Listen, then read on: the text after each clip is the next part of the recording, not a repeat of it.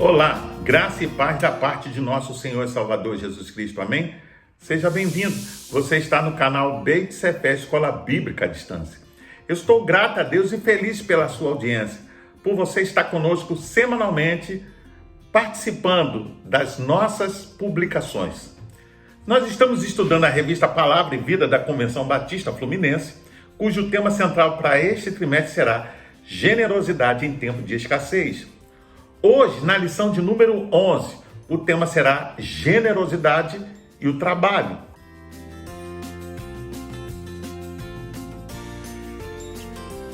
Afinal, o trabalho é bom ou ruim?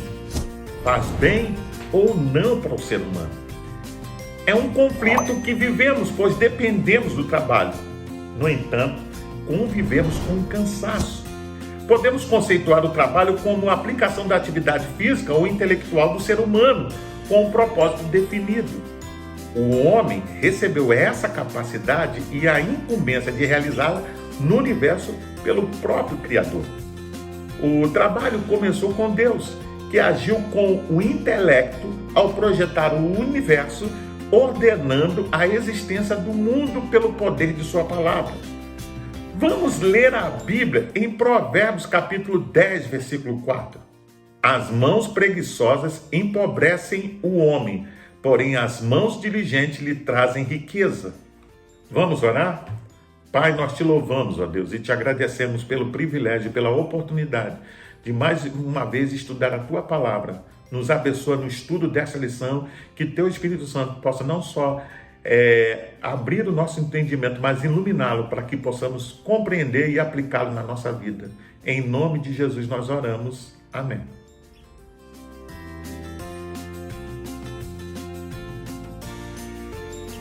As Escrituras afirmam que trabalhar é bom, é necessário, mas por causa do pecado tornou-se difícil.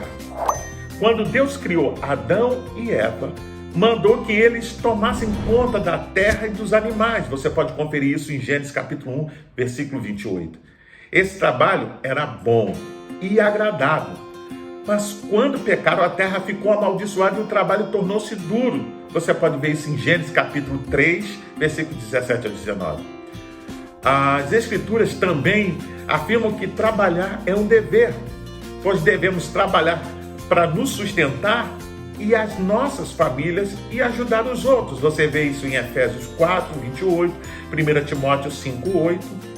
Não devemos dar lugar à preguiça, porque leva à pobreza e à ruína. Você pode conferir isso em Provérbios 6, do 9 ao 11.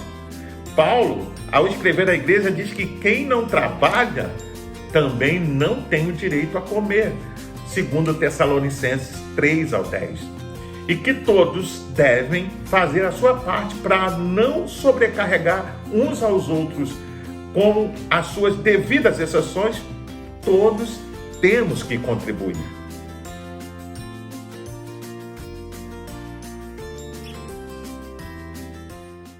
A teologia do trabalho contribui para a mudança do pensamento dualista de separação entre religião e trabalho. Ao mesmo tempo que induz uma nova consciência teológica social, no sentido de tornar o trabalho mais humano, auxiliando os cristãos a verem o ambiente de trabalho como uma extensão do reino de Deus, um local de adoração, um ministério, um serviço a Deus e ao próximo, onde o ser humano entende que deva expressar sua vocação em uma profissão ou negócio, onde somos abençoados e nos tornamos uma bênção. A Bíblia não ensina que o trabalho tem que ser deprimente ou degradante, e até mesmo escravizante. Pelo contrário, ela diz que o trabalho é uma bênção. As mãos preguiçosas empobrecem o homem, porém as mãos diligentes lhe trazem riquezas. Provérbios 10, verso 4. Vamos ler a nossa Bíblia em Colossenses 5, versículo 18. Aproveitem o máximo das suas oportunidades para contar a boa nova aos outros. Sejam sábios em todos os seus contatos com eles. Tenham uma conversa agradável e sensata, pois assim vocês terão a resposta certa para todo o mundo.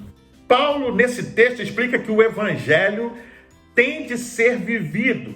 Por isso, exemplo e influência são importantes.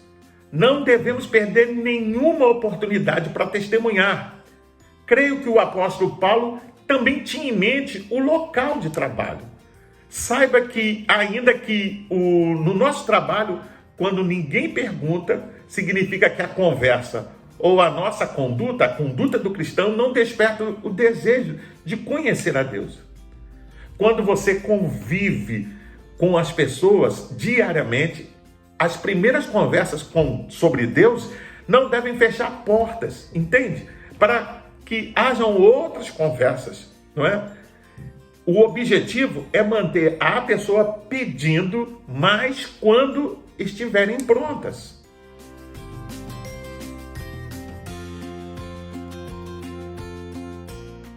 Segundo a Bíblia, a origem do trabalho é divina. Disse Deus, haja luz e houve luz. Gênesis 1:3. Pela fé entendemos que o universo foi formado pela palavra de Deus, de modo que o que se vê não foi feito do que é visível. Hebreus 11:3. O trabalho precedeu a queda do homem. O Senhor Deus colocou o homem no jardim do Éden para cuidar dele e cultivá-lo. Gênesis 2:15. Foi designado a todos os seres humanos. Gênesis 1:28. Dura enquanto durar a vida. Gênesis 3:19.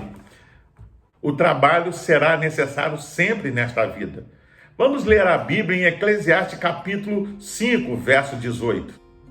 Pelo menos uma coisa boa há em tudo isso. É o homem comer e beber bem, aceitar o seu lugar na vida e aproveitar tudo o que conseguir com o seu trabalho enquanto Deus o deixa viver. Observe que para o autor é muito melhor para um homem aproveitar o seu trabalho e os frutos do que se inquietar e preocupar com isso. Até mesmo o homem que possui riquezas e fazenda não deveria se tornar obcecado por elas. O ideal é o homem se manter interessado, atarefado e ocupado de maneira construtiva, não importa quantas riquezas possua. Tanto nos livros do Antigo Testamento quanto nos do Novo Testamento, não faltam menções ao trabalho, assim como aos diversos ofícios exercidos pelos servos de Deus no passado. Podemos perceber, portanto, que não é a vontade do Senhor que o seu povo fique ocioso, contemplativo, vivendo num devaneio religioso. Sua vontade é que trabalhe enquanto o dia da sua maravilhosa vinda não chega.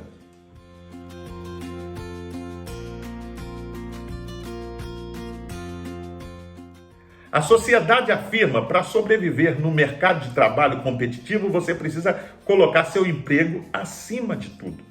Por conta dessa afirmação, alguns permitem que o emprego consuma tanto de sua vida que acabam negligenciando sua família e sua saúde. A Bíblia ensina a encarar o trabalho de forma equilibrada. Ela condena a preguiça e incentiva a pessoa a ser trabalhadora. Provérbios 6, do 6 ao 11. Pois ouvimos que alguns de vocês estão ociosos, não trabalham, mas andam se intrometendo na vida alheia. 2 Tessalonicenses 3:11.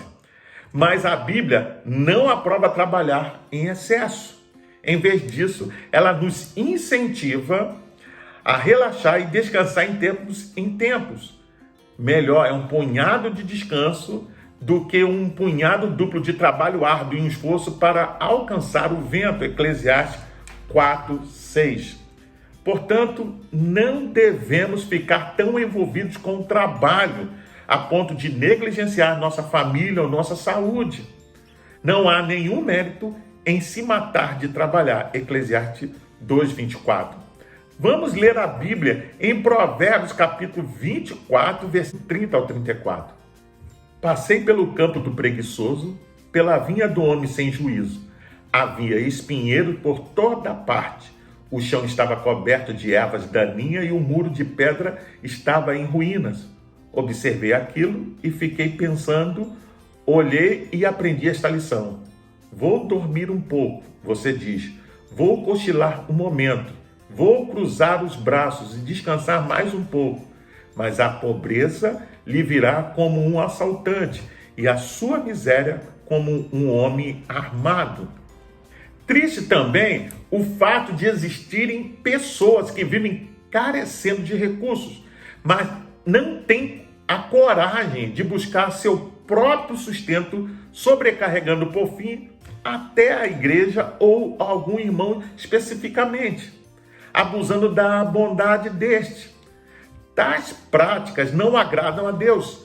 Devemos dispor de todos os nossos meios possíveis para não sobrecarregar os irmãos ou a igreja. Antes, trabalhar com zelo para poder ajudar aqueles que realmente precisam. Desse modo, o bom trabalho é aquele que beneficia outras pessoas e ajuda o trabalhador a ter uma boa consciência. Você pode ver isso em 1 Pedro 3,16. Se você trabalha em uma posição de destaque, por exemplo, lembre-se que sob a sua liderança estão pessoas iguais a você, dignas de respeito e consideração. Ao recomendar o escravo Onésimo ao seu dono, Filemão, Paulo o faz como um apelo que pode ser exercitado pelos patrões de hoje. Talvez ele tenha sido separado de você por algum tempo para que você o tivesse de volta para sempre, mas não mais como escravo, mas acima de escravo, como irmão amado. Para mim, ele é o irmão muito amado e ainda mais para você, tanto como pessoa como cristão.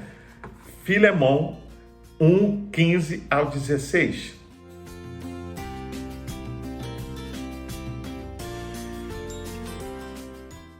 Parece estranho afirmar sobre a nobreza do trabalho. No entanto, o trabalho de fato dá um sentido de utilidade ao ser humano. A Bíblia também ensina que a função principal do trabalho não é dar meramente um senso de realização à pessoa, mas algo muito mais nobre. O trabalho é um instrumento de Deus para a realização dos nossos sonhos. Não é errado gostar do seu trabalho, mas encare-o apenas como um meio para alcançar objetivos mais importantes e não como um fim em si mesmo. Vamos ler a Bíblia em 1 Tessalonicenses 4:11-12. Esta deve ser a ambição de vocês, levar uma vida tranquila, só se importando com seus próprios negócios e fazendo o seu próprio trabalho, tal como já lhes falamos anteriormente. Como resultado, as pessoas que não são cristãs vão confiar em vocês e respeitá-los, e vocês não precisarão depender de outros a fim de obter o dinheiro suficiente para pagar suas contas. É bem verdade que nos assustamos cada vez que chegam as contas e os boletos. Também é verdade que a inflação e o aumento dos preços podem nos deixar ansiosos sobre como pagá-los. Mas a Bíblia enfatiza a agirmos com moderação. Ela declara: por isso, tendo com que comermos e com que nos vestir, estejamos com isso satisfeitos. 1 Timóteo 6:8. Isso não quer dizer que devemos viver sem nenhum conforto, mas precisamos ser realistas sobre o que temos condição de gastar e razoáveis sobre a quantidade de bens que adquirimos e como o adquirimos. Lucas 12:15.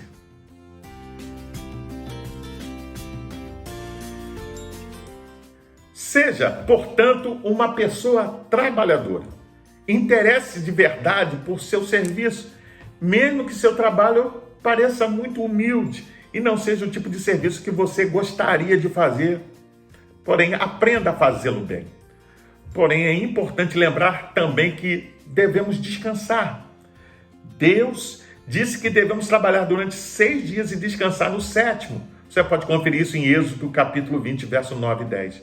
Ao mesmo tempo que a preguiça é pecado, o oposto, a obsessão pelo trabalho, também é errado.